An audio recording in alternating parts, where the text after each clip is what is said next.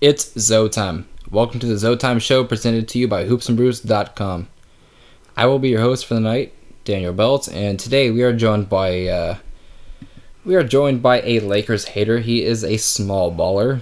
He's a Sacramento King fan. He's also known as Skyler Shite. So go ahead and introduce yourself just a little bit and tell him what you're doing, who you rep, and just basically what else you're doing in the NBA stratosphere this weekend. So yeah, my name is Skyler, and I am a Kings fan. I'm not really a Laker hater like most Kings fans, and I can appreciate them, but of course, there's some differences, but yeah, so basically about me, I run a college football and starting up a college basketball YouTube channel where I make highlights and clips of players and basically compilations about them. All right, so what is it called? Where can we follow you at? You can go on YouTube and type in Sky Designs, and I should be the first channel to pop up. All right, so basically what he makes a ton of clips for all of your college football needs. Basically, any player that's going to be drafted in the NFL coming up, you can fucking go subscribe, and you can see every single highlight you want from that player. It's a great YouTube channel. Subscribe, watch, do whatever. It's on the up and up, and it's going to be great. Now, if you haven't done so already, go ahead and follow at ZoTime Podcast on Twitter, SoundCloud, Apple Podcast. Also, if you haven't done so, the ZoTime merch has dropped, and it's been selling like crazy. Go ahead and get yourself some ZoTime gear. Don't worry. For all my Laker fans out there, it's in Lakers colors. It's in the purple and gold. It's ready to go. It's beautiful. So you can find all of that merchandise at HoopsNBrews.com in the merchandise section. Also, while you're shopping for our merch, go ahead and get some of your Hoops and Brews merch with the Speak to Me t-shirt or the Come On G sweatshirt. And it's really just a dope selection of merchandise. You really can't go wrong with what you get. There's t-shirts, sweatshirts, stickers, mugs, whatever the hell you want, even fucking ladies, t-shirts, tank tops, sweaters. We have all of what you need on there, so go ahead and buy all you want. Let us know what you buy, and whatever it is, we're on the up and up, man. So, before we get started, I just want to say that national championship game that we just watched, that was... How would you describe that? What did you see? I saw the best team in college basketball just dominate like they have the entire tournament. Was it the best college team in basketball history, or was it just a Golden State Warrior style of play? I don't know. I haven't been watching college basketball long enough to say they're the best team in college history, but they're definitely one of the best teams that I've seen. Probably the best team that I've seen, because I mean that team they definitely play the Golden State Warrior basketball, up tempo, shooting a lot of threes, and it really works with the personnel they have. All right, so that's just a kind of small taste on the NCAA. Before we start, make sure you follow ZoTime Podcast on Twitter, SoundCloud, Apple Podcasts, and just with all of your Laker needs, just let me know. Hit me up, message me, whatever. We'll talk about anything you want to talk about. Regarding Lakers basketball, there's something we can talk about every single day. We've got a lot of shit going on. We've got a lot of history, a lot of future. To be a Lakers fan, you gotta appreciate the past while also respecting the future, and that's what we have, basically. And for a Lakers fan, I cannot believe the season flew by as fast as it did. It feels like a month ago I was watching Lonzo Ball at UCLA, and yet 9-10 months have passed, and we're about to be done. Our season has come to a close, and I believe it was a good year for Lakers basketball. We showed a lot of promise, and you can't hate on that. We won a lot of games that we shouldn't have won. We played very close to a lot of good teams, and we have a brighter future than a lot of other teams that have basically going for them in the NBA. Now let's do a quick recap of the game last night between the Sacramento Kings and the Los Angeles Lakers. For me personally, it was one of the ugliest games I've ever watched. It was G League talent basically disguised as NBA prospects, and I don't want to watch more games of that. I don't believe us fans should be tricked into buying that shit. We shouldn't have to watch that shit. I saw Tyler Ennis play 20 minutes plus. I saw Channing Frye, who couldn't fucking get a single minute with the Cleveland Cavaliers, played 22 minutes last night. Like, I can't be a fan of that going forward. I do not want to see that. Like, what do you think about the G Leaguers that we saw last night? That was, like you said, one of the worst basketball games I've ever seen.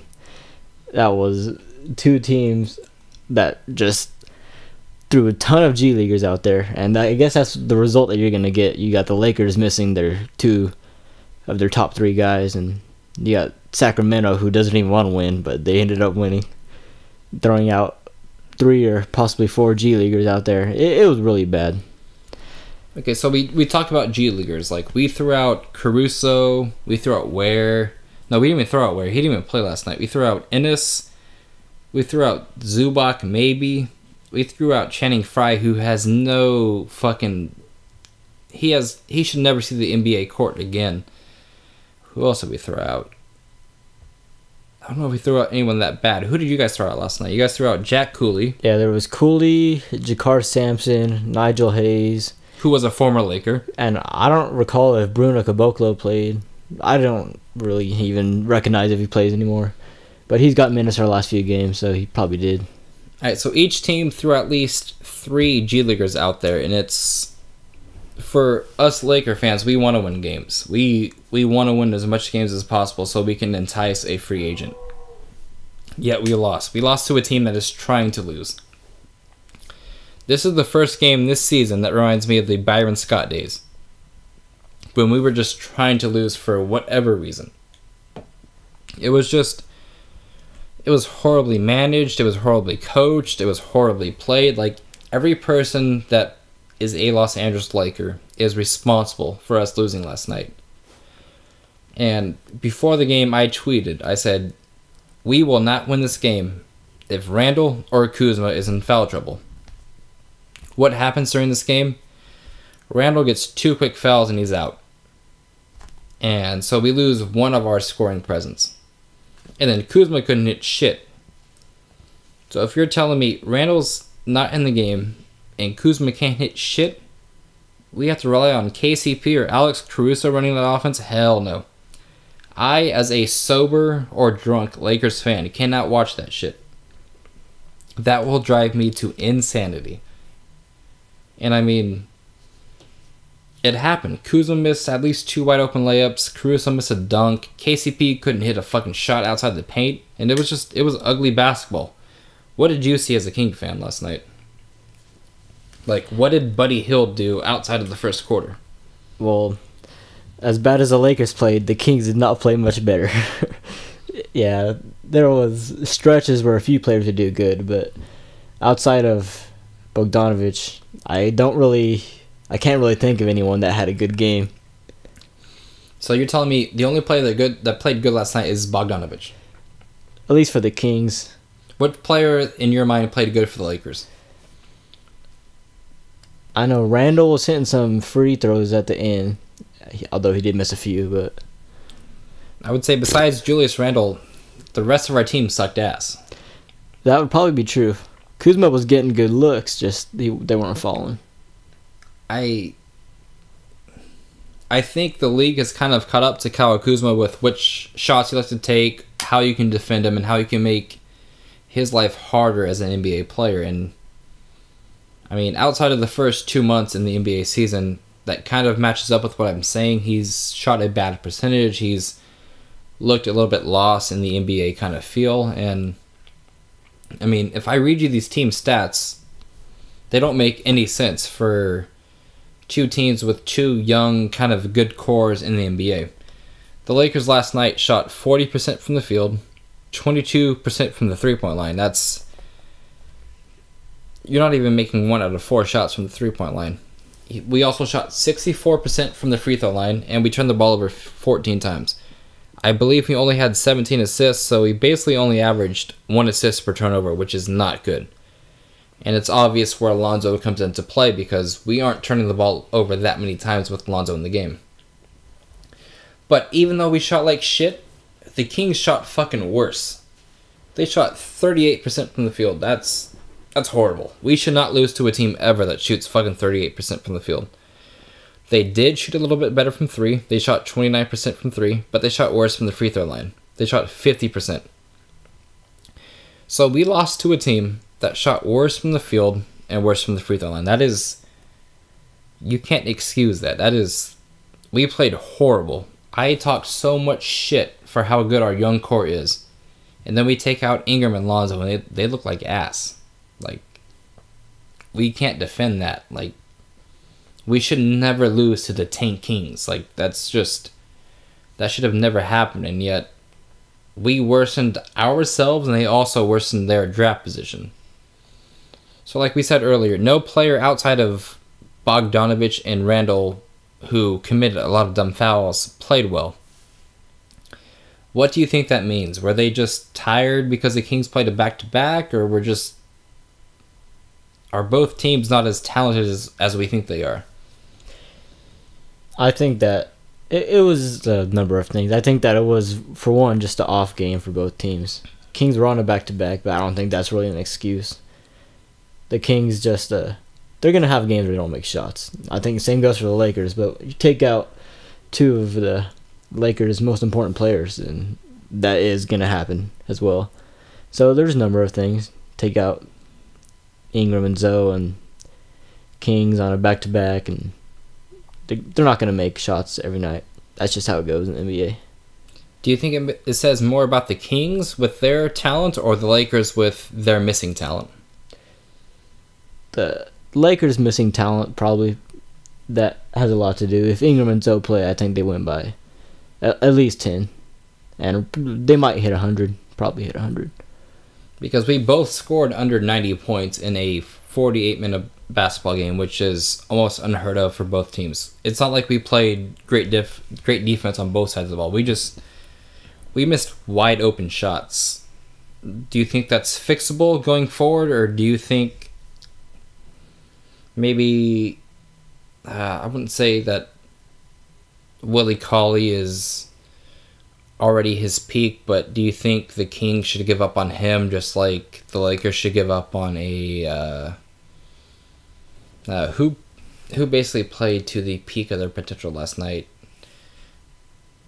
Maybe a KCP, maybe a Brook Lopez. Should the Lakers look past those guys, and the Kings should look to go past Willie Cauley-Stein, or is there room to develop for each team? I mean, there's still room to develop, but it's getting to the point where you're going to have to start making decisions on those guys' future. As for Willie, I mean, the time's running out for him. This is really his last shot if he wants to be part of the Kings' future going forward, because they have big guys that are coming in next year, and with Scal and Giles. So he doesn't have much of a spot if he doesn't continue to improve. All right, so since we're going to be kind of ranking players within certain tier, do you think the Kings have 2 young players in the tier that a Brandon Ingram is in? Do you think Brandon Ingram is the best prospect the Lakers have? I believe Brandon Ingram is the best prospect between both those teams. Okay, so do you think any player that the Kings or Lakers have are on the same tier that Brandon Ingram is? No. Okay, so who is the closest player to that tier? Lonzo Ball. Okay, so you think the Lakers have the 2 best prospects going forward? Yeah. So how would the Kings make it close with that? The Kings have a shot this year at getting their next. Which is who? Whoever they draft. I mean, I don't know what it's going to be. Right, who the hell do you want on your Kings team? personally for the Kings, I think that a fit of Michael Porter Jr. or Miles Bridges would be the best because the wing player is definitely what they need the most. Okay, so the Lakers have two of the best prospects already. Is De'Aaron Fox on the same level as a Kyle Kuzma or a Julius Randle? Yeah, I think the Kings have a lot more prospects, but the Lakers just have better prospects. Alrighty, and that's kind of like discounting Harry Giles, right? Harry Giles is still a big question mark, and that's just so I don't even know where to rank him. Because for the casual NBA fan, Harry Giles might seem like a kind of just a horrible NCAA prospect, but if you followed him since high school, he was the #1 rated recruit coming out of high school, and he was supposed to be this godlike prospect coming out. But injuries, and for us Laker fans, we know what injuries can do to a player. We've seen Andrew Bynum. Harry Giles was supposed to be the shit, and he's not, but there is hope that he can return to that. So if Harry Giles can turn it around, this question becomes a lot different with Lakers young core versus Kings young core, but we'll get into that way later when we rank our young cores together. But now it's time for your random Lakers stat of the week. And this was I had no idea that this even existed, even though I knew the Lakers lost a lot of close games. So I'll give a shout out to Run the Jewels for this stat. The Lakers have lost 12 games this season they've lost 12 games this season by 5 points or less. That's 2 possessions basically. We were in 12 games that we could have won, but yet we ended up losing. That's not acceptable for a team that wants to improve. That's kind of very bad. So we are 33 and 43 right now. So if we split those 12 games that we lost by 5 points or less, that's 6 games. So if we just add 6 games to our winning total, that's 39 and 37. We are above 500 if we just kind of played even with those 12 games. There are a lot of worse teams that have had a basically positive record within 5 points. You can speak to that, right? Yeah, Sacramento was well over 500 with games decided by 5 points or less. Which is unheard of because we have more talent, we have better prospects, and we just have better coaching. We have better A through Z, yet the Kings play better within 5 points, so I don't know what it is. So if we play to our true potential, if each player showed up, and I know it's hard for the Lakers to do that because we've had a lot of injuries. We've had Lonzo Ball miss 20-plus games. We've had Brandon Ingram miss 20-plus games. We had Josh Hart miss 10-plus games. We traded Clarkson. We've had IT miss games. We've had Nance miss games. We've had Brook Lopez miss a couple games. We've had KCP go to jail. So we've dealt with a lot of shit. So, I understand why we've lost some games, but if we had our full squad healthy and not in jail, I think we would be above 500, so it's not too far-fetched to think about this team as being a playoff team next year. So with this 12 games decided by 5 points or less, it's kind of a good thing going forward because wouldn't you say next year with our players advancing into the year, developing into the year, with Magic and Pelinka signing new talent, you would think our team would improve within that regards, right? I would say, yeah. I would say even without signing a big-name free agent, this team is definitely at least an 8 seed next year. So you think Lonzo and Ingram can make that jump? Yeah. All right. Now, before we get into our next subject, the Lakers are at 33 wins right now. Did you expect this Lakers team to be at 33 wins? I'm not surprised. I thought they would get within the 30s, around there. I mean, I actually thought that there's a chance they could compete for the 8 seed. I didn't realize how much of a crazy race it'd be at the end of the Western Conference with the Clippers and the Jazz. I don't think any of us saw that the 8th seed would be at above 43 wins. That was not foreseen. I didn't think the 8th seed would be basically get to 45 wins and you're in. I thought to get to the 8th seed, you would have to get to 41 and 41, and I thought that was obtainable for us. And it turns out it's not. we're not even going to get to 40 wins this season. So it is what it is, and we'll get to it next season, and we'll make the playoffs next season. Now it's time for topic number 1 for the night, and that's the Lakers' young talent. And it's obvious that the Lakers have a lot of young talented prospects. You look at our entire roster. If you discount KCP and Brook Lopez, basically every other fucking player that's getting minutes is under the age of 25. And we've won more games than we probably should have, and that speaks to the scouts that the Lakers have. That speaks to our ability to draft. That speaks to our ability to evaluate talent. That it speaks so many volumes to where we are right now and where we're trying to go. So we're going to go through each and every single young player, and my younger brother is going to he's going to give me his opinion on each single player, on where they are now and what they can be in the future, like what he sees their ceiling as. And I'll try to convince him to come to my side and see where I can see them as being in the future and where they are now as well. So we'll start it off with the kind of craziest prospect that is Lonzo Ball. What do you see him as right now? Lonzo Ball is kind of like a smaller Draymond Green, I guess, for right now. What do you mean by that? I mean that he does kind of everything. Like, Draymond's like an exceptional role player, and Lonzo can be much more than that. But as of right now, he's a guy who he's not going to score that much, but he's going to get you rebounds. He's going to play defense, and he's going to definitely spread the ball around. If you had to draft kind of a point guard right now,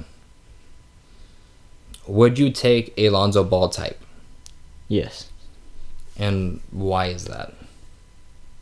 Because he's just a great team player, and he definitely, although he hasn't shot great this year, he definitely has potential to be an elite shooter in the league, and that's exactly what you need. Someone who's going to go get you rebounds, get you assists, he'll make open threes, and he'll play defense. Why do you think that he can become a elite shooter? He showed it in college. Okay, so he shot over 40% in college. We all know that. I think it was 42% at UCLA. He also had a stretch in this season with 25 games, I believe, or so, where he was above 40%. Now, also realize he's only played about 50 games this season. So in about 25% of those games, he shot over 40%. And the other 25, he shot about 10 to 20%. Which sample size would you take, and explain why? It definitely shows that he's a little streaky, but I'm fine with that. But yeah, so it's more important that he does show those flashes that he is shooting 40%. That's definitely more important. Do you think he needs to change his shot, or should he just stick with it? He shot with it for his whole life, so there's no point in changing it now. Okay, so I believe you are correct. I believe he, at least right now, he's shown the flashes to be a Draymond Green type player at point guard. I'm not saying that's all he will be, because I think I see more for him in his future. But lately we're seeing him try to attack the rim. He's thrown in some fucking mid-range shots. He's thrown in some floaters. How important is that compared to a three-point shot? Which do you think is more important for him to develop?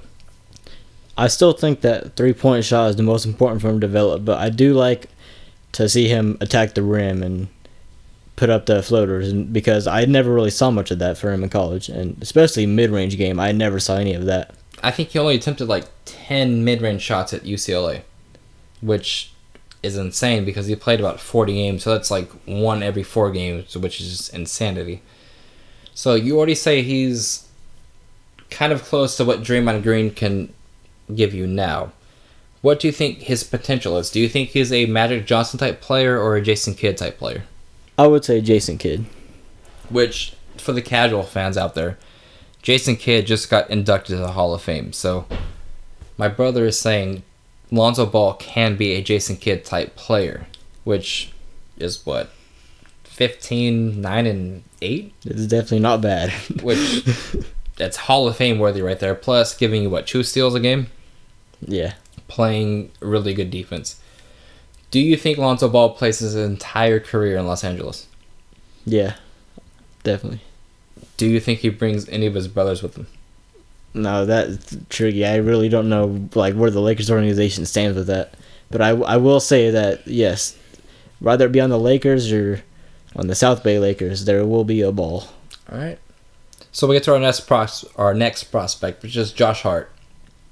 Who, shout out to Josh Hart. Your team just won the fucking national championship.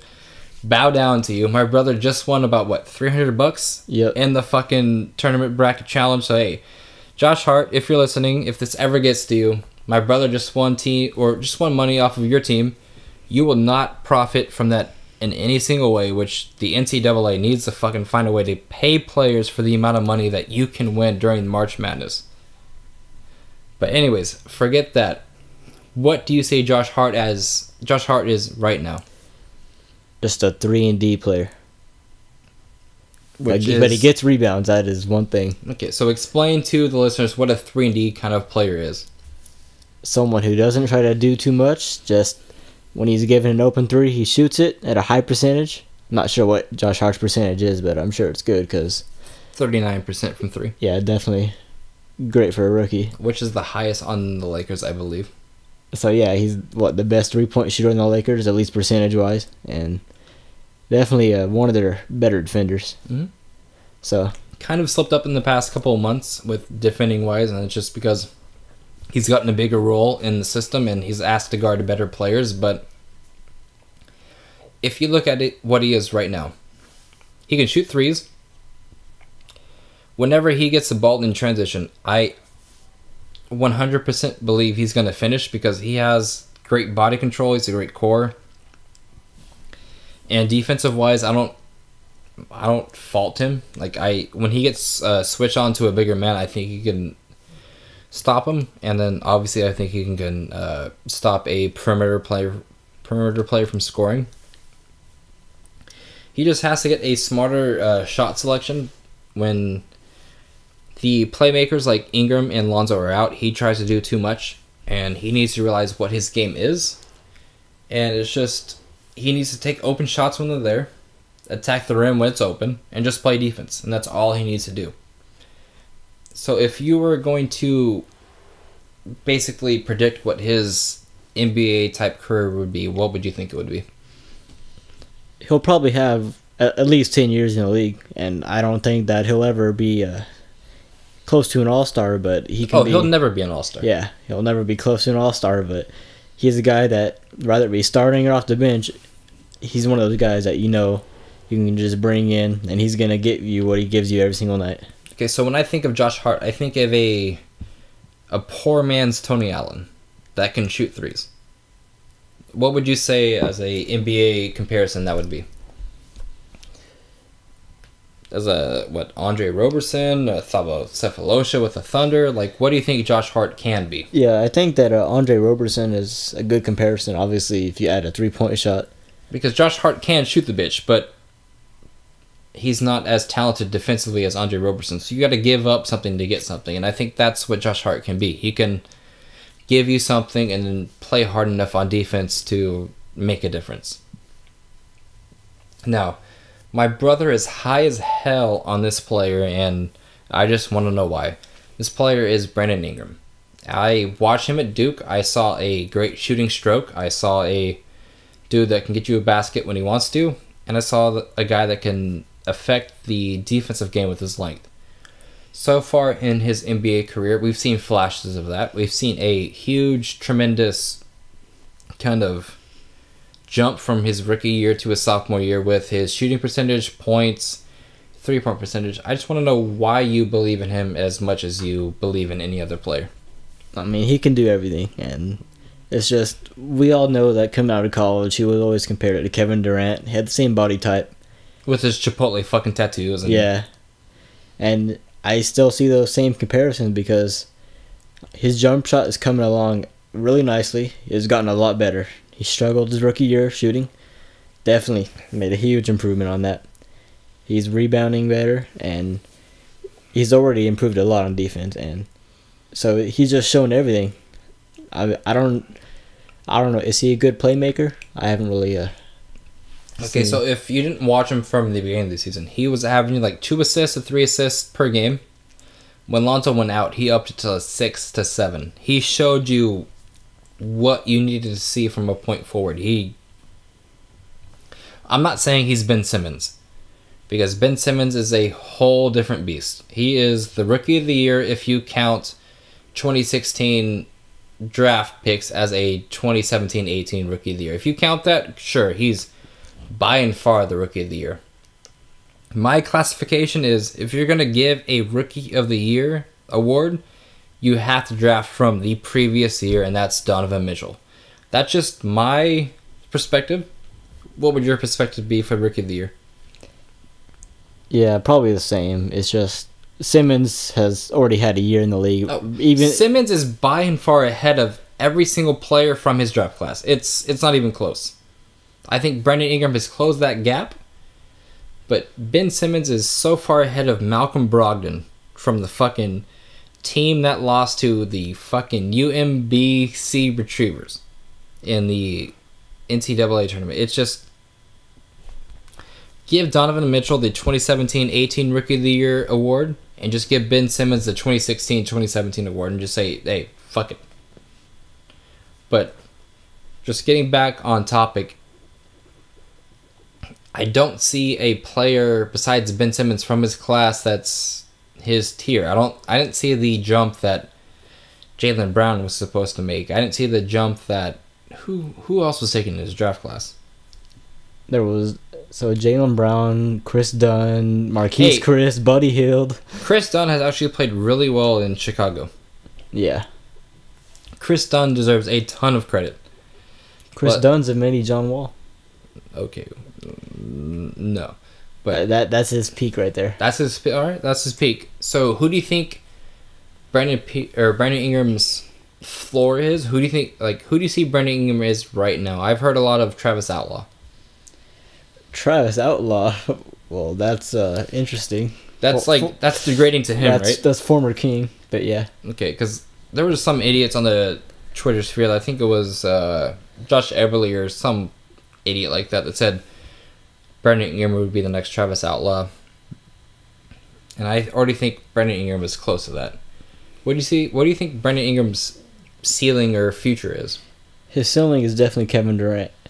Okay. I don't know if he'll ever... More realistic, though, because getting to Kevin Durant would be insane. Kevin Durant is in my opinion, you can hate me all you want, Kevin Durant should be a top 7 NBA player of all time. You cannot get his size, his skill, his ability to score, his ability to defend, and his ability to play make in any single player besides that. Like, he is a special fucking product, and we take advantage of him because he joined a fantastic Warrior team. That's my opinion. I think Kevin Durant is more skilled than almost any single player in NBA history. And we just take him for granted because people wanted to call him a snake. That's just my spiel on Kevin Durant. What do you think Brandon Ingram can be? I think that he'll be like a little bit better than Paul George for ceiling. Okay. Like, just a little bit better, like everything except shooting, because Paul George is an exceptional shooter. But he can be a better rebounder and better playmaker than that. Okay, and let's not also discredit Paul George's ability to defend. He is a first-team defense all defensive teams. So if you're telling me the Lakers got Jason Kidd with Lonzo Ball and Paul George with Brandon Ingram, that's drafting perfectly with the pieces that we got. Now I want to get to Kyle Kuzma, Kyle Kuzma might be the most difficult player for me to analyze because he's already 22. He's played a lot of college basketball, but yet he's played better in the NBA than he did in college. So I already know what I think he is. I think he's Antoine Jameson. I think that's his ceiling, and I think that's what he can be, because I've seen enough of Kyle Kuzma with his weird hook shots, with his weird finishing ability around the rim, and his three-point shooting ability, to where I think he's Antoine Jameson. What do you think Kyle Kuzma is right now, and how did he fall so far in the draft? he reminds me of like a 6'10" Jamal Crawford, someone that just loved to shoot. And he does it at a pretty good percentage, so you can't really fault him. As for why he fell, there was actually a lot of questions with his shooting in college. No one really could have predicted that this was going to happen, but he definitely showed out at his pre-draft workouts with the Lakers, I guess. So is it a fluke for his first year, or do you think it's something sustainable? Because I've heard that before, that he shot worse in college from the shorter distance, and he shot better from a further distance. Is that a fluke, or do you think that he can continue that? It's not a fluke. He'll definitely continue it. I mean, Clay shot like 30% from 3 in college, and but that's because he smoked so much fucking weed at fucking Washington State. Yeah. Or where did he go? Yeah, Washington State. He smoked so much weed. He was fucking living life. He was partying. Hey, shout out to Clay. Come to LA in 2019, but we'll get to that later. So, what can Kyle Kuzma... Oh, shit, dude. Kyle Kuzma... Hey, I drink a lot tonight. I'm on my second glass of wine. I had a lot of shots during the championship game tonight, so my brother's helping me out tonight. We're going to finish this fucking podcast tonight, but what do you think Kyle Kuzma can be? I don't think that he'll ever be much better than what he is now, but he's a guy that can... Well, I mean, just honestly, he can average 20 a game, but what does he average now? What, 16? So I hate to agree with my brother, but that's not a lie. I'm a huge believer in, if you're older when you come into the NBA, you can't advance your game that much. I was wrong in this aspect, though, with Buddy Hield. I only thought Buddy Hield would be a shooter. Lately, he's been known to be a playmaker, a rebounder, and I don't want to fucking oversell him, but he tries hard as hell on defense. And if Buddy Hield can become a Laker, I want him. But, so you think Kyle Kuzma can be a 20-point scorer? Do you see him finishing his career in LA, or do you think he tries to go somewhere else to get more points? I think he'll probably end up in different places. But okay, that makes sense because we already have Brandon Ingram. It makes sense that we're going to sign the next player we're going to talk about, and we already have Lonzo Ball. The next player we're going to talk about is Julius, the fucking bully motherfucker Randle. I love this guy. I want to keep him in LA for the fucking next 10 to 20 years. 20 years might be crazy, but 15 at least. He has averaged 20 points, 10 rebounds, and 3 assists in the past fucking 15 games. What do you think Julius Randle is right now, and what can he be? Randle is he's like a Zach Randolph right now. Exactly. He's Zach Randolph. I think that's exactly what he is. He's much more mobile than Randolph is, though, and so that's the biggest difference between them. Okay, but Zach Randolph had a more polished mid-range game than Julius Randle does right now. Yeah, Randle has time though. He'll get that. He's still young. But Randle has shown a reluctance to shoot that. I mean, some players just take longer to develop their shot. But Zeba was shooting that bitch right away. Do you think it's a Randle confidence situation, or he just thinks he can get a better shot? He may not. He just may feel that he just can get a better shot, like you said. Okay. So, Randle is one of the more interesting Laker prospects this season because he is a free agent. I have made it clear that I want to match every offer that any team throws at him. My brother, as a Kings fan, his Sacramento Kings have a lot of money to fucking throw at any kind of player this season. What would you throw at Randle? I would give him the max. 4 years? Yeah. What did Porter get? Same thing. 4 years, 100? Yeah. I'm fine with that. It's just... So you would give Julius Randle 4 years, 100? Yeah. So that's 25 a year. Mm-hmm. Fuck. And I think that more teams than just Sacramento is going to offer that. There's going to be Dallas, and Brooklyn. I don't know if Brooklyn can. I think Brooklyn will clear out cap space. But they have Mozgov. They have Crabbe. They have... I understand that they have these players, but they're going to find a way to. I think that they're going to somehow pair a Spencer Dinwiddie with one of these players. Shit. Because that's what I'm worried about as a Laker fan. We could have... I saw a recent report from LakerNation.com that we could have had Julius Randle at 4 years for like $13 million a year. And we pass on that. Just because we wanted to see what he can do. And... fuck, if we have to give up $25 million per year... I do it because of the advancement he's shown, but we could have had a lot. We could have had him at a cheaper discount, and it's gonna suck if teams throw the bag at him and we don't fucking respond, because he is the reason why we've won a lot of games this season. He's had one of the best fucking post-January splits that any power forward has had. He is a top 5 power forward in the year of 2018, and you can't dispute that. Look at his stats, look at the wins we've had with him in the starting lineup. He's one of the better power forwards in this game, and you can't deny that. I personally believe he's better than Draymond Green right now. What do you think about that? I don't think that's true, but I think that it can be true next year. Okay. What does Draymond give you that Julius can't? Better defender, better shooter, and better passer. Okay, but if you take Draymond out of Golden State and put him on the Los Angeles Lakers, do you think he can lead you to the amount of wins that Julius helped us win? Well, I don't think that if you put Randall on the Warriors instead of Draymond, that would help them either. So if you put Randall on the Warriors right now, they would not win a ring. I'm saying that they would be worse than with Draymond. I think Draymond is better for that team. It's just tough because Draymond's a role player and Randall's has to be the star. See, I don't agree. I think the Warriors would win regardless with either player. With Randall or fucking Draymond. They might win regardless, but still, they're not as good as they are with Draymond. And I think the Lakers win more with Julius than they do with Draymond, because Julius can score. Draymond can't get you 20 plus in 12, 15 games straight, right? That's correct. So if we need a scorer, Julius can give that to us. Julius is probably better for the Lakers as of now, but I would rather have Draymond if I'm a team like the Warriors. But Draymond's also like 30, 29 and declining. Julius is also on the up and up. So yeah, going forward, I'd rather have Julius. Which player would you rather have right now?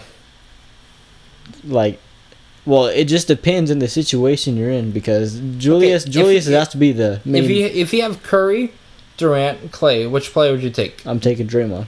Fuck that shit. Alright, whatever. We'll agree to disagree. I would take Julius over Draymond any time of the day.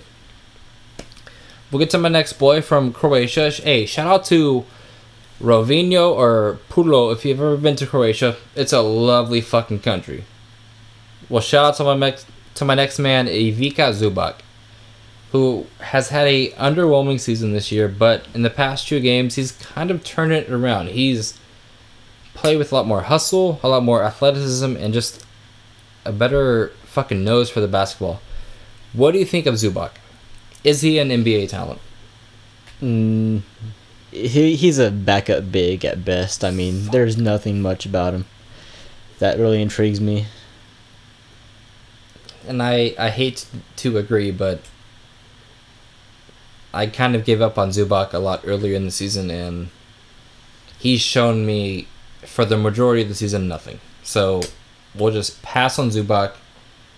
He's going to be a free agent this year. I don't think we match any offers. I think he's going to the Spurs. I just think he's done. Halas. Just move. Yalla. Go somewhere else. Now let's get to the person that I finally saw a game of. I had to watch the South Bay Lakers play the OKC Blue just to watch him play. It was Thomas Bryant. I think he is perfect for what the NBA is going to be. I just don't know if he has a talent-wise for it. He fouled way too much for my liking. I don't know if the G League has a foul-out limit, because I saw him commit 3 fouls within 1 minute. I was watching it with the sound off, so I don't know if they were called on him, but he fouled way more than what I liked him to do. But if you take away the fouls, take away the dumb shit, he can play. He can fucking shoot from 3. He can run the floor. He can block. He could fucking finish at the rim. He could do all the things you would want, like a Daniel, the guy from the Celtics, the white guy, Daniel Tice. Yeah. Basically a just a more athletic version of Daniel Tice, and that's cool for the Celtics. So it'd be cool for the Lakers. Did you watch the Thomas Bryant game with me or no? Yeah. What do you think of Thomas Bryant? I think he lacks basketball IQ, but he has the tools to be a solid big in the league. Not really a starter, but he would definitely be a good backup. Do you think Luke can transform him into a starting player? I think that'd be tough, but it's possible. At least a backup. Yeah, but at least a backup for sure. Okay. All right, so we've gone through the young Laker talent. Do you think this young core that the Lakers have acquired with tanking, with luck in the draft, with whatever, do you think this young core that the Lakers have acquired can get to the level of the Thunder team that had Russ, Harden, Durant, Ibaka? He definitely had some luck in the lottery, but yeah. You think they can? Yeah. All right, so who is Russ in that scenario? I mean, it'll have to be Zoe, I guess. Okay, who is Harden? No. Kuzma? Yeah, I guess that'd be solid because Harden was never like a star for Thunder. Okay, so then Ingram is obviously Durant. Yeah. And then Randall would be Ibaka. Yeah, and then I think you guys probably have more surrounding that than they did. Okay, with Hart, Zubac, and maybe a Bryant. Yeah. And they had no And you one still else. have a pick this year. And we'll see what happens. You have cap space. We will get to that way later in this episode. This episode might take a lot longer than an hour. As I've noted this episode, I've drank more than I usually do, so my brother is taking care of this entire episode. So we'll get to it when we get to it. We're gonna rank young cores. My brother is a Kings enthusiast, so he thinks the Kings young core needs to be valued more than what casual NBA fans like to agree with. So we're just going to rank each fucking young team where they stand. We've got the teams in front of us, so where do you think they go? I think number one, without a doubt, is Philly. Yeah, 76ers have the best young team. They have fucking Embiid, they have Simmons, they have Fultz, they have whoever else fuck you want. They have Sarge, they have... The 76ers trusted the process, and they fucking blew out that process. Yeah, they are the best young team, I think, just by far. Right? Yeah, the truth is they have two guys that are like all-star caliber already. And they have Markelle Fultz, who has definitely shown some promise since he came back, just can't shoot yet. Plus they have cap space. So, Eastern Conference teams, you got to watch out for Philly. So they're number one. Number two, you would go with who? Lakers. Over the Nuggets. Yeah. Even though they have Jokic. They have Jokic, but outside of Jokic and Murray, I can't think off the top of my head. Yeah, Boston doesn't really have much young talent. Just Tatum and Brown. Okay, I mean, would you count Rozier on Boston? I don't know. See, I have a problem with Boston because I would like to throw Kyrie in that since he's like 25.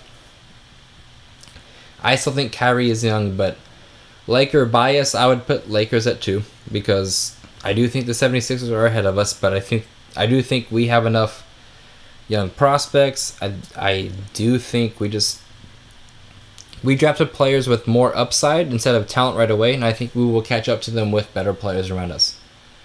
So we've got the 76ers and Lakers 1 and 2. So who would your third team be? Nuggets? Denver. Yeah. Yeah, dude. Nuggets. I don't know though because Millsap has played a huge role into that system. But I've really been impressed with Jamal Murray. So I think that's Jamal what Murray's separates a bitch. Laker fans think Jamal Murray's a bitch, so fuck you, Jamal Murray. Yeah, I understand. Don't ever dribble around my point guard again. I will tell Drake about what you did, and Drake's a big baller, so fuck you. What's up with Drake? Hey, he's dropping fucking hot hits. Hey, they're both Canadian.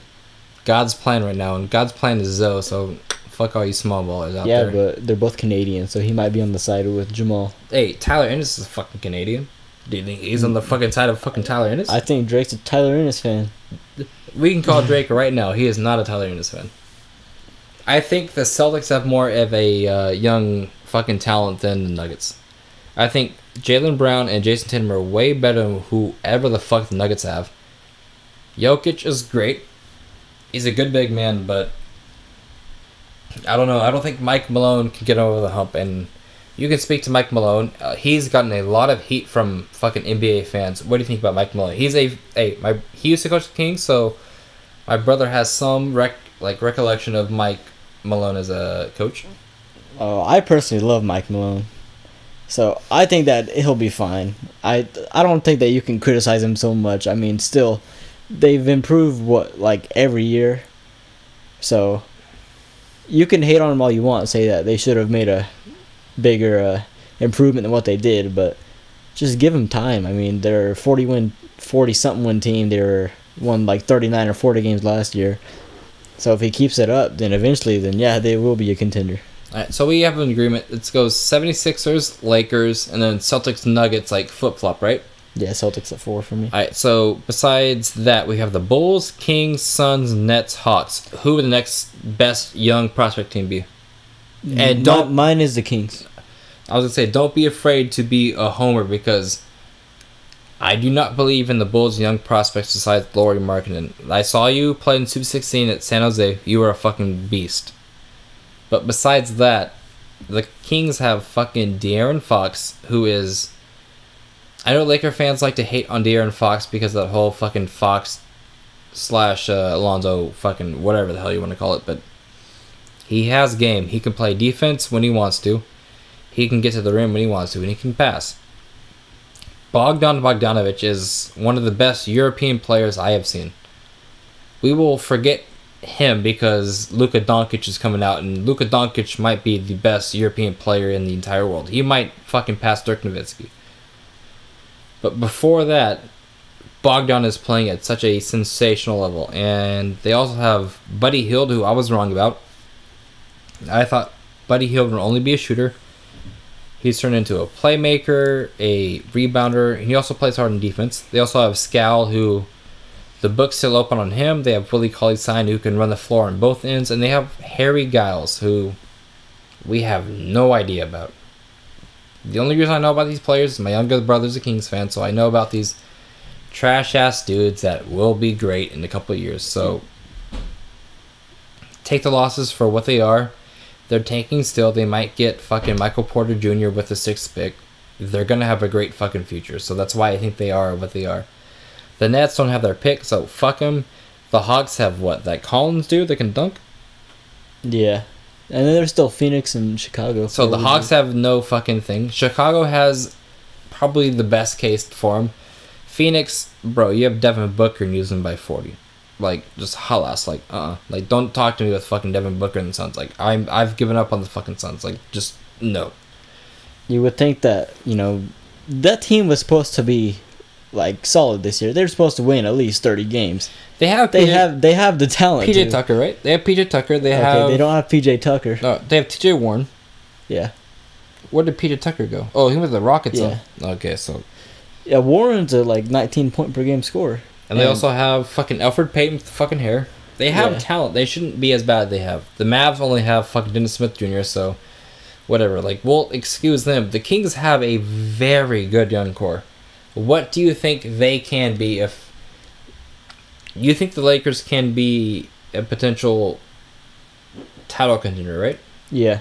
What do you think the Kings can be? A Western Conference semifinal team?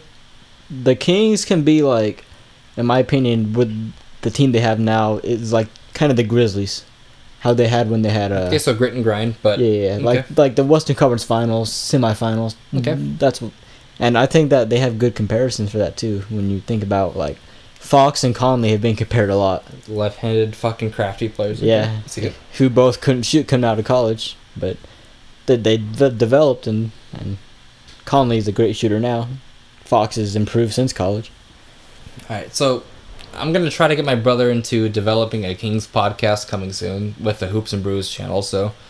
We'll continue to fucking try to get him that big because he follows Kings basketball from fucking day one. Unfortunately, I couldn't convince him to become a Lakers fan for God knows what. I've tried. I've bought him Lakers shit. I've also bought him IT shit from the Kings, so my bad on being a supportive older brother. But let's get into topic number 2. What in the fuck should the Lakers do this offseason? There are so many ways that we can go. What do you think their top priority should be?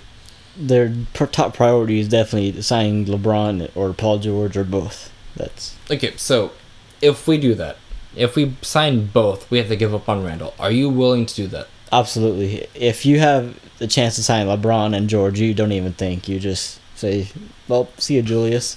Okay, but if we do that, we have to get rid of Luol Deng. How? There's gonna be a team. I mean, personally, as a Kings fan, I would be willing to do Cavs pick plus Deng, just for the Kings for nothing, just to clear up cap for the Lakers, and the Kings can take another shot on a prospect. All right, but you do realize we already have Brandon Ingram, a small forward kind of player. If we got both Paul George and LeBron, where would they fit? Well, first off, the NBA is kind of positionless, and Paul George did play shooting guard during his career, and LeBron's played power forward for like half of his career. But Paul George played better with more of a usage percentage. His production has dropped in OKC.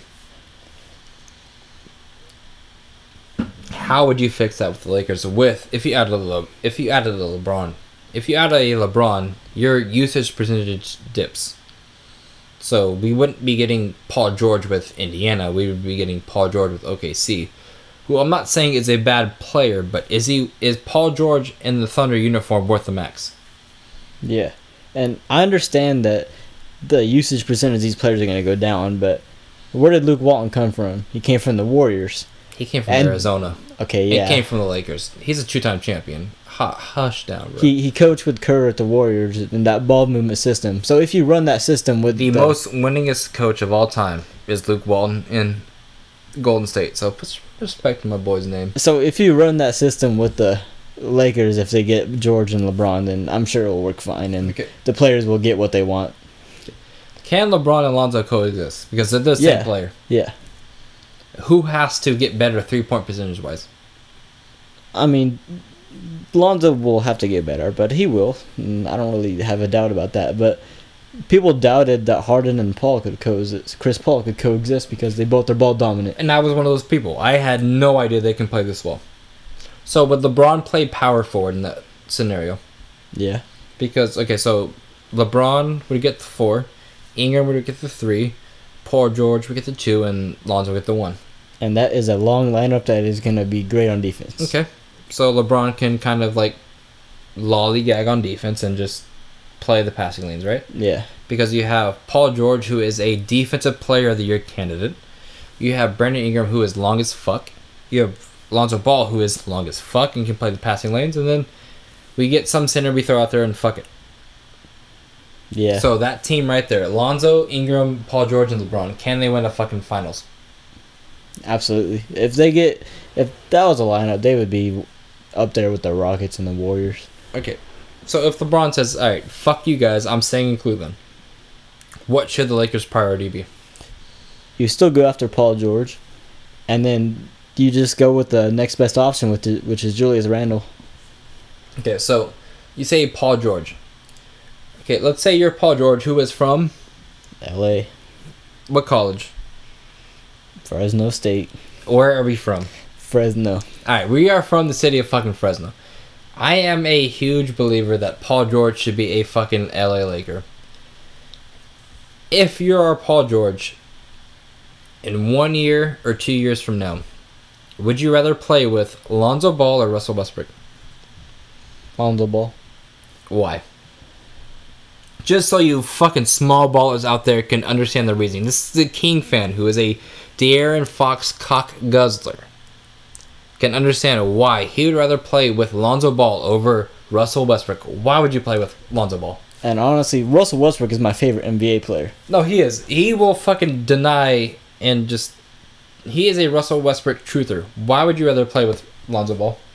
Russell is very ball dominant, and he does a lot of questionable things. Which is in what quarter? The fourth quarter, in the whole stat padding thing, and he'll take a lot of dumb shots quarters 1 through 3, and he might not take a shot in the fourth quarter if he has only 7 assists. So, and that's the truth, and he is a great player, and you can't deny that, but he does a lot of questionable things. And Lonzo Ball, you know you're not going to get that. And you know that. Because Lonzo Ball does what? He plays to what? He plays to win. He plays to win the motherfucking game. That's what he did at fucking Chino. That's what he did at UCLA. That's why I'm willing to throw whatever the fuck I want at Lonzo, because he plays to do only one thing. He doesn't care about stats. He doesn't care about the fucking glory. He cares about wins. His dad cares about stats. His brothers care about stats. I love the Big Baller brand. I admire it. I bought shit from it. I'm down with the BBB. But Lonzo Ball is different. He cares about wins. Russell Westbrook does not. Can you speak to that more, or did you already say all you need to say? Yeah, I'm good. Alright. So, we already said if Paul George joins the Lakers, what seed can we be next season? I would say you're hoping for a 3 seed. But 4 through 6? But yeah. But Okay. yeah, you can be a 3 seed. I don't see why not. There's no way you're getting 1 or 2, but yeah. If LeBron and Paul George join next season, what can we be? Then anywhere between 1 to 3. Okay. So say both those motherfuckers say, hey, I like playing in OKC with Russ, and I want to build a contender in Cleveland. If both those players pass, what's our fucking number one priority? Then you better have hoped that you did not trade the pick to get rid of Dane, because there would be no point, because you're not trading Dane to get another max player that's worth it. So you're going to just take a chance and try to hit on another Kuzma type player. Okay, but you're going to re-sign Julius for sure. Okay, but you passed up what's our number one priority? It's absolutely re-sign Julius. At all cost, is he worth fucking $5 to $100 million? 5 years, $100 million. Is he worth that? I don't know if the Lakers think that they have a shot next summer. Do they just say, well... By the way, the Lakers are willing to overpay for any kind of production. We've seen that with the Kobe fucking Achilles injury. We paid him X amount of money. We are willing to play any kind of player X amount of money just to be a part of the Los Angeles Lakers brand. We want to sell tickets, and we want to have the great players. And from what I've seen for Julius since January 1st, he is a top player. Sleep on him all you want. He does not have a jump shot yet. He doesn't have a three-point jump shot yet. But he's working on it. I see his trainer on Instagram. I see what he wants to work on him through the summer. He's going to develop that. So, with what I'm saying, with what I'm trying to provide you, is Julius worth that contract? Yes. Alright, so he's saying yes. He's a Kings fan. What are you willing to offer him? The same 5 years, 100 mil? Yeah. Just whatever the max for a restricted free agent is, I would offer. Okay, so not only do we have King fans wanting him, we also have fucking Maverick fans wanting him. And it's not just a fan. We hear Rick fucking Carlisle wanting fucking Julius Randle. We hear fucking Mark Cuban wanting Julius Randle. Should the Lakers be worried that we lose him in the offseason for nothing? Definitely. I mean, you saw the Kings and Nets offer Otto Porter the crazy contract that they're going to offer Randle. And Otto Porter had less production than Randle did. True, but Otto Porter was a starter in the playoff team. Yeah, but he was nothing more than a role player. And you know that you're just getting that with him because he had shown no flashes of being a star. Alright, so I'm hearing that the Lakers should be optimistic about signing Julius Randle. One way we could be less optimistic or less strapped by cap space is if we trade Luol Deng before that happens. Should the Lakers trade Luol Deng before the draft starts with that pick that we got from the Cavs? If the Lakers are confident that they're going to get at least one of George or LeBron, then yes, you do it. Okay, so but what if they're iffy, then no, don't trade them. Can the Lakers re-sign Julius to what he wants with Luol Deng on the contract? I think they can. Right? And can they be a competitive team next season? Yeah. So you're saying if the Lakers stay hold, they draft at 25 through 26. They keep Luol Deng, they keep Randle. They keep Lonzo, they keep Ingram, they keep Kuz. They can be a playoff team next year. They should expect to be a... Alrighty, that's what I like to hear. I'm a Lakers fan. I think that's what we can be. I just like to hear outside of Laker Nation that's what it can be. Now let's get to a player that I do not know much about. My younger brother knows a lot about. He was a king for fucking, what, 4 years? 5 years? Who are we talking about? The one free agent that's coming off of Achilles. It's 6.5 years. 6.5. He was on the Kings for 6.5? Yeah. All right, so our best player for like 5.5 years. This might be the best player in King franchise history besides the Big O, right? I mean, they're still like Weber. All right. Are you taking the talent of Chris Webber over DeMarcus I'm Cousins? not. Okay, I mean, but you know what I mean. Yeah, I mean, talent-wise, he's definitely probably. Is DeMarcus the best talent-wise outside of the Big O? Yeah, probably. Off the top of my head. So pipe down over there. Boogie is going to become a free agent. Yeah. Should the Lakers, given the big man aura of the Los Angeles Lakers, we've had Wilt, Shaq, Kareem. We want to take that even further. We've had Powell. We've had Bynum. You can even fucking throw Kurt Rambis into that shit. I'm missing somebody. Did I already say Wilt? Yeah. Let's see. Wilt. Oh, fucking George Mikan. You say Shaq? Oh, my bad. Shaq. Holy shit. With Lakers big men, you can miss a lot of great talent. Can Boogie be the next great center for the Los Angeles Lakers and their storied franchise? No, I think he can, but I just don't think that he really just doesn't kind of fit what they're trying to do. They're trying to be an up-tempo team with that really fast pace and kind of that Warriors level, and I don't think that he wants to be part of that. Can Boogie not come up from transition to 2-3? I think that's his problem, is that he does that way too many times. Okay, so you think that he shouldn't do that? Occasionally, but I just felt like watching him on the Kings, every time they would pass him the ball, he would just think, well, the ball's in my hands, might as well shoot it. All right, so you think the Lakers should stay away from DeMarcus Cousins? He would be my last priority. Like, if I'm not getting George or LeBron, then I would. But say we him. strike out on George LeBron, then I would offer it just to see if he will come. But you're gonna have to change your style of play. You can't play this way with DeMarcus. Do you? Okay, so we've seen what Lonzo and Brook Lopez have done together. Do you not think Lonzo and DeMarcus can be more productive than Lonzo and Brook Lopez? Well, Brook Lopez hasn't even had that good of a year. But Brook Lopez has picked it up since December. If you watch the tape, Brook Lopez has become a lot more effective player on the rim and from the three-point line. Since January, when who was introduced to the starting lineup? Julius Randle. Since we've put our optimal front fucking lineup into the season, we've played better with our best players in the starting lineup. Can Julius Randle, DeMarcus Cousins, and Lonzo exist? Yeah. Why? But it's just, I'm telling you, with DeMarcus, there comes a lot of problems. That just you'll love him for the talent, but then at the same time, you're just gonna question all the things he does. So you're telling me there is a catch with DeMarcus? There's a lot of catches with DeMarcus. Okay. So since we're a young team, what can we expect from DeMarcus leading our young players? Nothing? You can expect a guy who is going to get back on defense at about 25% speed. He's going to complain to the refs every single play. He's going to be top 3 in the league in technical fouls. He is going to do some boneheaded plays at the end. He's going to be in foul trouble every game. But he has the talent of about any center in the best, league? Yeah, he's the best center in the league. Okay. Also, we might be overlooking the fact that DeMarcus Cousins and Julius Randle have bad blood.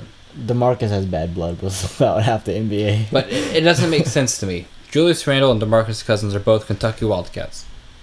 But yet, in 3 games, I've seen them attack each other after the whistle, and they just went up to each other, and it just seemed like they wanted to fight. Why is that?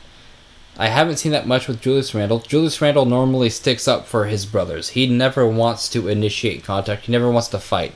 He's always sticking up for someone else. He's never the selfish player to go after someone. Is that more DeMarcus or more Julius Randle? That's both of them because they both have the same personality, kind of.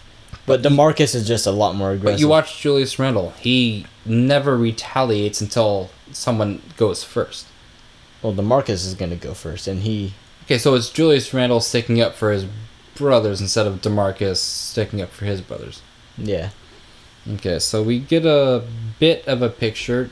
DeMarcus is more talented, but he's not a bit of a head case because DeMarcus, for what he does for the Sacramento community. But no, hold on. We gotta give respect to all the things he does. DeMarcus is not a bad person. DeMarcus is one, like, I've seen what he's doing for Stephon Clark. DeMarcus Cousins might be one of the most, how would you say it? He's the most selfless NBA star I've ever seen. He's offered to pay for funerals, offered to pay for plane rides, offered to pay for anything I've ever seen a star player willing to do without any kind of guaranteed contract. DeMarcus Cousins is a all-around great person, great player, and even he looks out for his brother as well. Jaleel Cousins, DeMarcus only looks after his best interest. I admire what DeMarcus brings from a brotherhood standpoint, a team standpoint, whatever you want.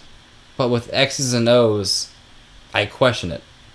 But if we're going to go for a humanitarian standpoint or a just how much do you impact your community, I don't think any player besides LeBron James, who else in the, what other fucking player impacts their community? I don't know. I think it is LeBron and Cousins. I mean... Okay, but DeMarcus Cousins, even after he was traded outside of Sacramento, DeMarcus Cousins has so much of a pull in Sacramento, it's insane. People love Boogie Cousins in Sacramento, and I just think if you're going to judge a player, just judge how the fans love DeMarcus Cousins. Yeah. And it's insanity. They love him whenever he comes. He might be the first player that will get a jersey retired in their stadium that's not even worth it, just because of outside contributions to what they provide. Will you agree with that? Yeah. And I also want to say something else about DeMarcus. People have called him a cancer and stuff like that, but the truth is he's really not. He's definitely a great influence in the locker room. Many of the Kings players on the team, such as Garrett Temple, have stated that he was a player that was actually a really good influence in the locker room. He made sure everyone on the team, because he was the leader of the Kings, as he was always the best player, he made sure everyone on the team was doing the right thing, and he really led by example with the team, and that just speaks a lot to him. He is a great leader, and he's a great person, and he definitely does not cause any problem in the locker room. And you would say I had a lot of questions about DeMarcus, right? Yeah. But I just gave him a hell of a approval, right? Yeah. DeMarcus Cousins, you are a great person. Don't let anyone fucking ever disrespect your hustle. It's just come to LA, we'll make it alright. Alright? So, if we miss out on Paul George, LeBron, DeMarcus, we have questions because we still have Luol Deng. So, if the Lakers keep both of their picks without trading Luol Deng, we'll have the Cavs first rounder at number 25 and the Nuggets second rounder at 44. Who should we go after? I know who I'm going after if they... Mo Wagner. Alright, if they fucking fall to us. I'm going after Mo Wagner at 20-5, and I'm going after DiVincenzo at fucking 40-something. He's not coming out, but god damn it, I want that motherfucker. They played so well in this championship game. I want both of them. But the Lakers do need a backup point like a Holiday from UCLA at the 20-something range. We need a center from anywhere, like that dude that didn't even go to college this year from Mitchell Robinson? Yeah, that dude, okay. Motherfucker. And then a shooting guard, small forward from that Anthony Simmons guy.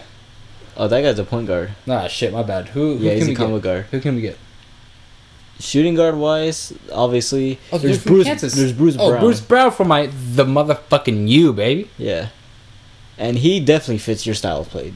He's Lonzo Ball basically at a bigger position, right? He's Lonzo Ball that can't really shoot.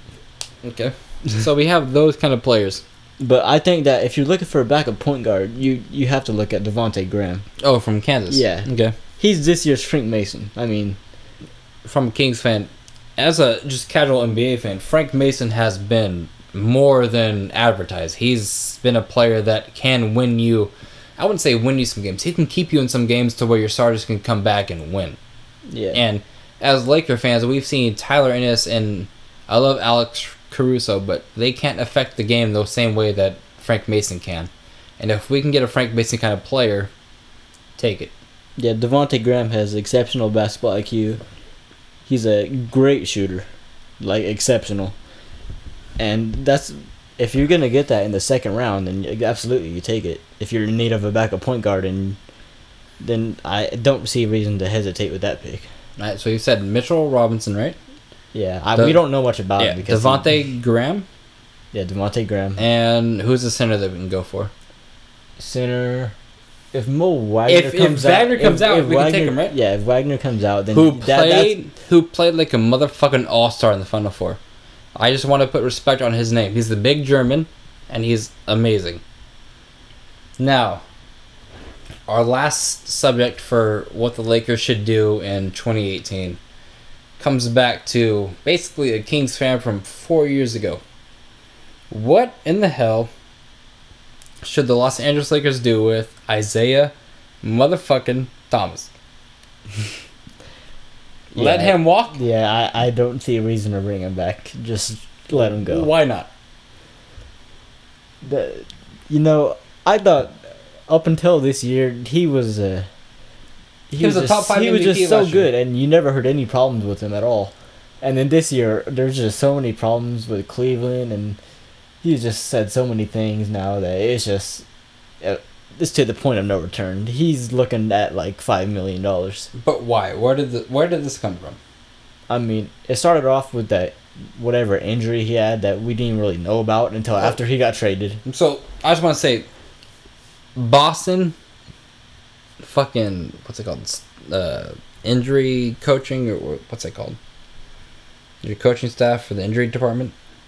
Yeah, whatever. Just continue. You guys fucking suck. You guys misdiagnosed his injury. You guys... Okay, I'm going to go on a rant. If you want to look out for future players, do not go to Boston. Come to LA. We gave Kobe a max deal, basically, coming off of a Achilles injury.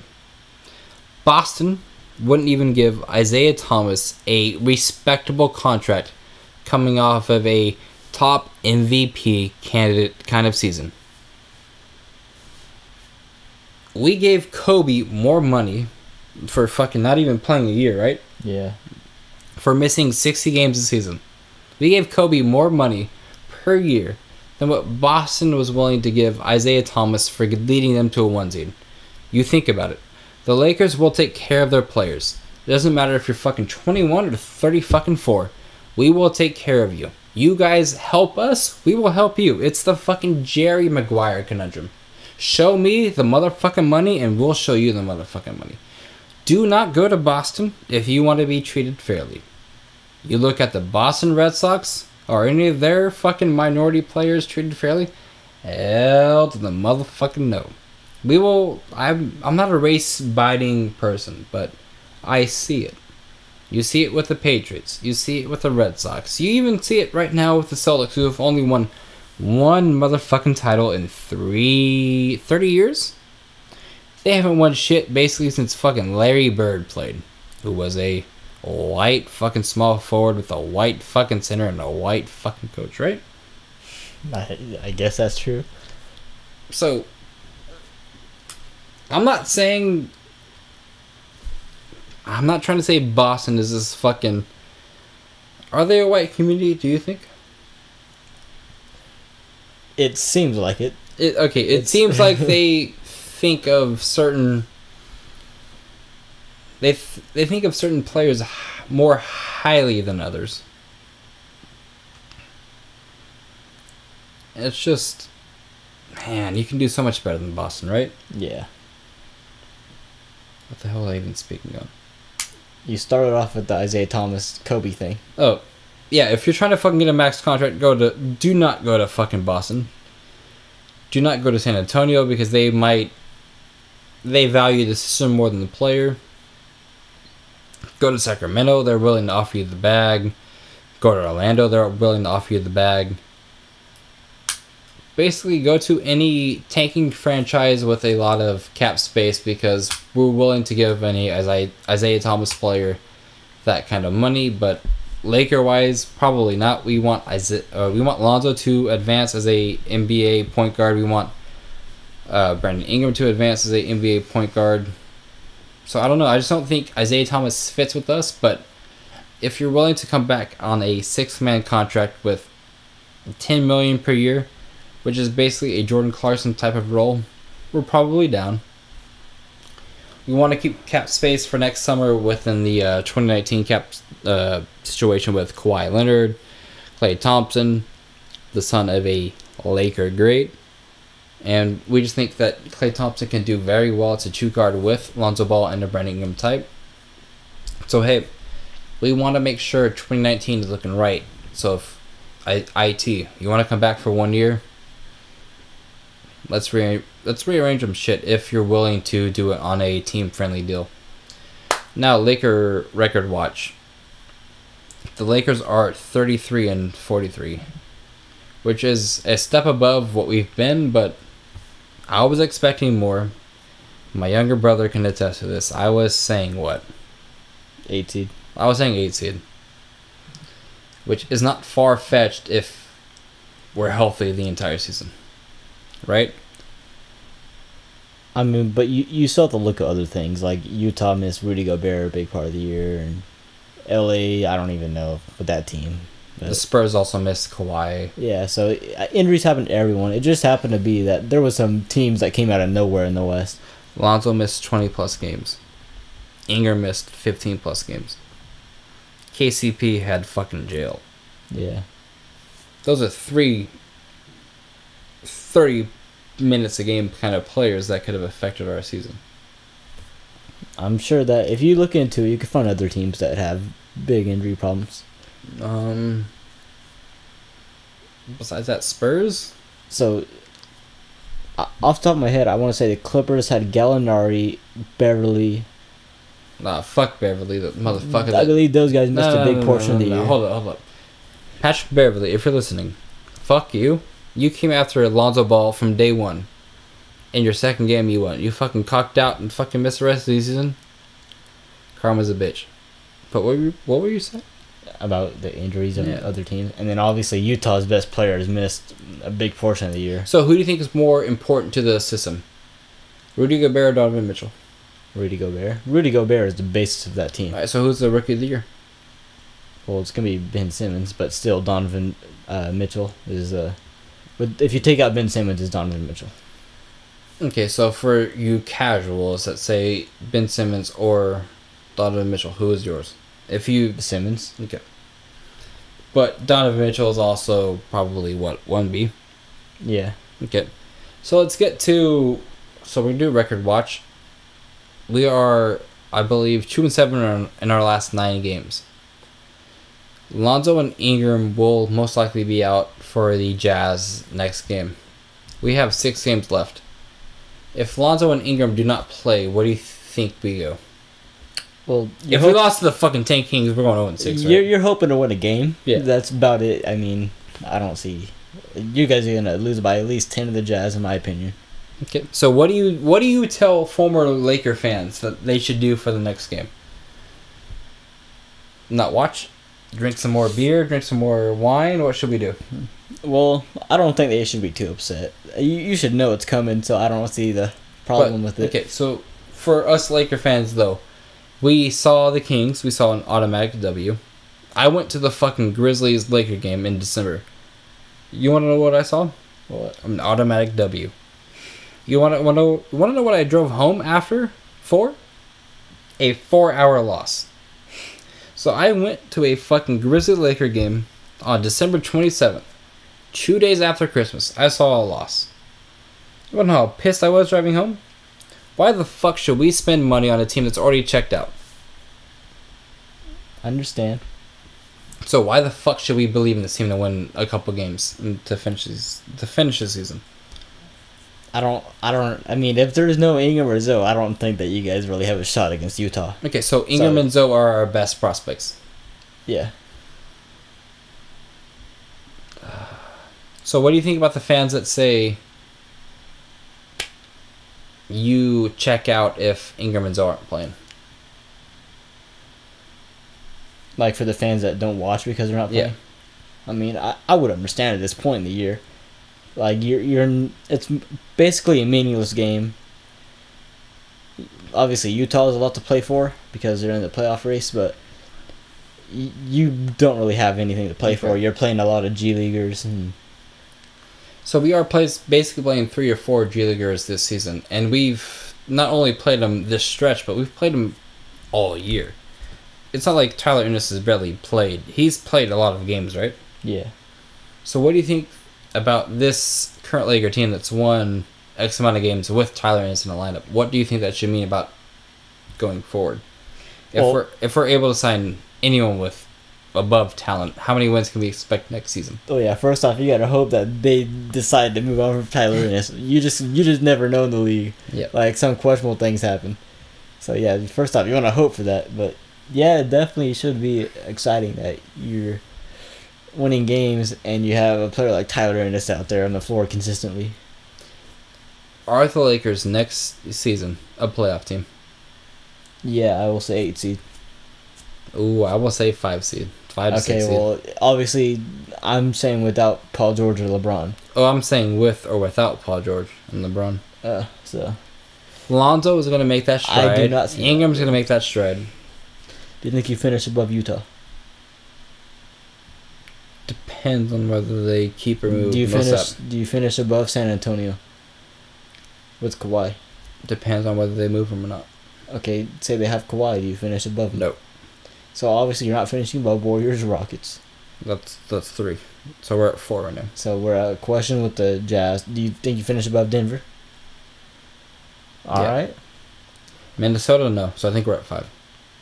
Okay, see if Paul George stays above. Oh, Paul George is coming home. Hey, Paul George, I am a Fresno State Bulldog.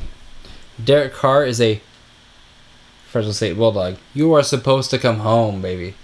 Fuck this Clipper shit. You are supposed to come home. I see Derek Carr and David Carr every single time I go to the fucking ATM. I'm not even bullshitting you. When I want to pull out money from my fucking debit card, I see Derek Carr and David Carr from the motherfucking screen. Paul George, if you want to be on that motherfucking screen, you come home to LA, you win us a motherfucking ring, and fuck the biggest bust in NFL history. Fuck the quarterback from the Oakland motherfucking Raiders. You will be on that screen by your motherfucking self. So come home and help us out. Where were we? Just talking about that? Yeah. Let's get to... So you think the Lakers are a playoff team next year without Paul George? Yeah. With Paul George, you think we're what, 5 seed? Yeah. I think we're a 4 or 3. So let's scrap that. I want to just give a huge shout out to... So the Laker of the week is normally a certain player on the team. Do you think any certain player has elevated himself to be a Laker of the week this season or this week? Not that I can think of. So I'm going to give it to the fans. The fans that watch every single fucking game. We put up with a lot of shit. We've seen, Ryan Kelly, Robert Sacre, Jordan Clarkson, Xavier Henry, Clark, Farmar, Shannon Brown, Steve Blake, Jordan Hill. Who else have we seen? Chris Kaman. We've seen a lot of bunch of dumb motherfuckers come in and play this within the past 4 or 5 years. We've seen Ramon Sessions. We've seen... Who else have we seen? Jeremy Lin. I can speak to Ramon Sessions. That man. Ooh, it was tough watching him a year with Sacramento. We've seen Swaggy P. We've seen D'Angelo Russell. We've seen a lot of bad players come through our system, and yet my timeline is filled with amazing, beautiful, just perfect Lakers accounts just tweeting the game, talking about shit. Like a special shout out to Laker Film Room. I think Run the Jewels. Just you guys provide so much great Laker content to where we just soak up all of that, and it's been a hard time to be a Laker fan. This is our 5th straight season of missing the playoffs. It's still a packed arena too at Staples. We sell it out. Like I paid $100 to get a fucking watching the last game with the Kings, and even the Kings play-by-play guy Grant Napier said that he just loves doing games at Staples because no matter what, the arena's full, and it's just a great atmosphere to play. It doesn't matter if it's game 81 or we've already been eliminated. We're gonna sell that bitch out. We have a tremendous fan base, and that all starts with Jack Nicholson. That all starts with Flea. For better or for worse, you guys are stuck with us, and you know how awesome it is to see 2 celebrities stick with a team? You see celebrities switch and switch like none other. We are in the, what would you call it? The era of ring chasing for any kind of player, for any kind of celebrity. You would see Jay-Z switch from the Heat to the Cavs just because of LeBron James, which he has done. But you see Jack, you see Flea, you see any other LA diehard sitting courtside to watch fucking Josh Hart and Kyle Kuzma try to win a game. Those are the people we should model. Those are the people we should look after. They do not care about game 80 of the 82 season. They see what's happening. They see what's cooking. We're going to be in contention very soon. And I just like to thank those people for laying the groundwork for how we should be as fans. We've seen championships come and go. We've seen finals appearances come and go. So we can deal with 5 seasons without a playoff berth. I do not think Kings fans can. How do you think Lakers fan base contrasts to Sacramento fan base? You obviously have a lot more celebrities, but still. Are Laker fans diehard? Yeah. Like. But I mean, there are obviously some that the bandwagon, but they're gone now. And they're what kind of fans? Warrior fans? Yeah. So okay. Obviously they went to Warrior fans, and I would say Kings fans they're also loyal. They're very loyal. But they sell out that arena, not counting the last few days because of the protest, but they do normally sell that arena out. Despite not being a playoff team the last 11 years. Why do King fans sell out that arena? It's because Laker fans are coming and we're going to buy any fucking ticket we can. So, you know what? Before we end this podcast, my younger brother has been a great host, so I just want to get his stamp on what King fans should expect. Give me a rundown on what you think the Kings franchise can be within the next couple of years. Tell me what you think from every single player you want to talk about.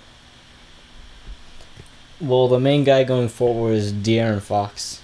And get close to the mic. Let me know. Like, tell me why I should believe in this guy.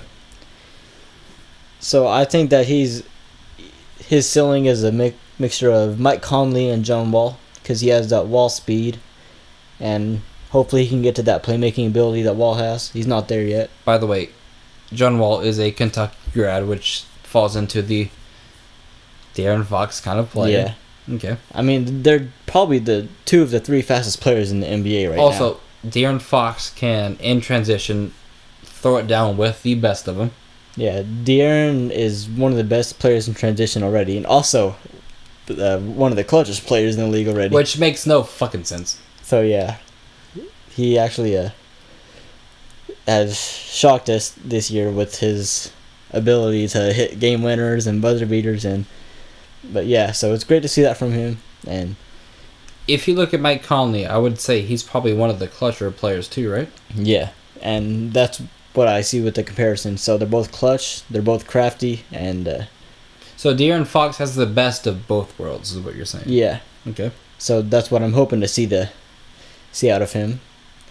And then we go to Bogdanovich, who is a white version of Brandon Ingram that's 4 years older. I would say that Bogdan Bogdanovic is polished. He is a great player in the league right now. You would agree, right? Yeah. I think that his talent is exceptional. If he was on a better team, his stats would be a lot better than what they are. That's just the player he is. Also, if he was younger. Yeah. So he might not ever be much better than what he is now, but I'm fine with that because what he is now is... He is a great role player on a championship-winning team, right? Yeah. Okay. And I don't know many players with a better basketball IQ than he does. I say... Which comes from playing overseas, so they might knock you for what you're doing right now, LiAngelo and LaMelo. But play overseas and you might get the fucking Bogdan Bogdanovic kind of fucking style of feel over there. Yeah, and I know a lot of people still don't know much about Bogdan, but... Watch more basketball. That's all I'm saying. Watch King games. And with my boys from Hoops and Brews, if you can take anything from them, they watch every single fucking game. Whether it's a meaningless game between the fucking Kings and the Hawks, they watch that shit. And they have given respect to Bogdan Bogdanovic the entire season. They are Bogdanovic truthers. They're also the next guy we're going to speak about truther, which is... Yeah, Buddy Hield. Buddy Hield is the three-point shooting, a.k.a. Steph Curry kind of player that Vivek Randive said was going to happen. And yeah. You know what? We made fun of him for 2 years for it, but if you look at the stats, if you look at the tape, if you look at whatever the hell you want to look at, Buddy Hield in year 2, right? Yeah. Has shown what? He is the fucking player you wanted him to be. Yeah, I mean, I never had a problem with it because I've always been high on Buddy Hield. You know this. He was my favorite player in college. And I shat on that motherfucker every single fucking day of the fucking week. Back when he was dropping 40 points on Kansas. Man, I've loved him for a long time. And I was really happy to see him become a King. And I said what? He would never amount to shit in the NBA. Yeah. And how far have I come from the Buddy Hield train? Yeah, complete U-turn on that. Now it's... No, have I not texted you what would I give up for Buddy Hield? Yeah. Buddy Hield would fit perfect in the Los Angeles Lakers basketball style of play. Yeah, Buddy's he'll be a three-point contest champ one year. And we don't even need that. Buddy can knock down a shot. Yeah. He can get you a bucket when he needs to. And play... He's not playing great defense. He's just... playing better defense than... I just like the effort he gives, and yeah, that's he all tries. You want. He tries. And that's all we can ask for Buddy Hield. And let's see, let's wrap this up. We've already given the shout out to Laker fans this week. You guys have been golden. Anyways, to wrap this all up, follow Sky Designs on YouTube. I don't even think you gave your full spiel on that. Have you? I went over it basically, and there's not much to say. Alright. Draft season, follow Sky Designs. We're going to get that shit popping. Get your merch when it's coming out after the draft season. We're going to be full of Sky Designs. We're going to pass Frankie Vision coming up soon. So fuck Frankie, you're cool. Yada yada yada. Sky Designs is going to pass you. But if you're looking for NBA content, Hoops and Brews is where you need to go. Those dudes, like, they're funny as shit, but they also speak the truth. Like, all the blog boys are coming for us. They like to talk their shit. They like to fucking throw whatever the hell they want at us, but we're gonna do what we're gonna do. We're coming out with a new commercial coming up very soon. Go to hoopsandbrews.com, go to the merch section, find some Kamanji t-shirts, find some what else is it? Kamanji, we have Speak to Me fucking t-shirts, we have whatever the hell you want you can find in the merch section, as well as the ZoTime podcast sweatshirts, t-shirts, stickers, mugs. We have it all there. And I just want to say thanks for all those that listen. This next 6 games are going to be very tough for us record-wise. We have no Ingram and probably no Zoe going forward. We want to be careful with the concussion and the knee that Lonzo has. So, hey, the season is going to be tough, so stock your fridge accordingly. If you're over 80, or if you're over 21, 81, but drink responsibly. And in the meantime, hit me up on the ZoTime Podcast on Twitter or SoundCloud or Apple Podcasts, and You know what? Go Lakers.